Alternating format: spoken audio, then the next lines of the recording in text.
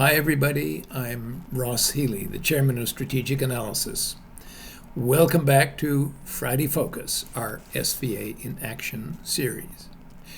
In the mathematics underlying our analysis, I showed that the stock market is broken up into 5 progressive zones of growthiness. Although there was one zone where actually stocks went to wither and die. I showed what happens at the boundary conditions of each of those zones, were very interesting and profitable events. Now, to remind you, the 4 boundaries between the 5 zones are the blue price, which is 0.6 times book value, the growth price, which is 2 times book value, the super growth price, which is 3.5 times book value, and the bubble price, which is 7.4 times book. Now, as it turns out, there's a lot more that we can add. I mean, consider that for a price to move from its blue price, let's say at 0.6 times book, to its growth price at 2 times book, that change is 240%. Does the mathematics of SVA have nothing to say about prices that range over that much distance? If so, I think even I would have to say that by and large, SVA is fairly useless to most traders and investors. However, that is far from being the case. And I am showing you here a table of all the breakpoints between the blue and the growth prices and the percentage change between each of them, both up and down. Oh my goodness, Ross. Surely you don't expect me to learn all of that stuff, do you? Well, the long answer is, you don't have to if you don't care to really understand the market.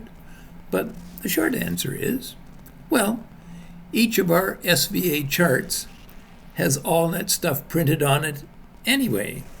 So you just have to take a look and it's all there. And let me show some examples of what I mean.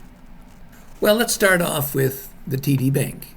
And what you can see here, I mean, all those breakpoints are in place. I'm not showing the growth price, but I am showing all the other breakpoints from its blue to its HC price. By the way, that's its high conservation price, if you want to know. It's all there. What you can see very clearly when we look at the TD Bank is that the TD Bank has an incredible propensity to peak out right at one of its breakpoints, what we call its high-mid price. That's about 1.2 times book value. The bottoms there are not quite so nicely defined. This was the big U.S. market meltdown in 2008 when everything got crushed. But here we have the setback here. That was the COVID meltdown, and everything got crushed too. But what we see is that when we had a nice discount from its, what we call its normal price, we had a terrific opportunity to buy the shares. Canadian Utilities, another interesting stock from a trading perspective. The stock tended to bottom at its HC, its high conservation price. In the COVID meltdown, it was a little bit below that. And lately, in that market setback, the stock fell a little bit below there, down to its high mid price. And that was a price to book of 1.25. So you can see very clearly that those breakpoints that I talked about appear to have some efficacy.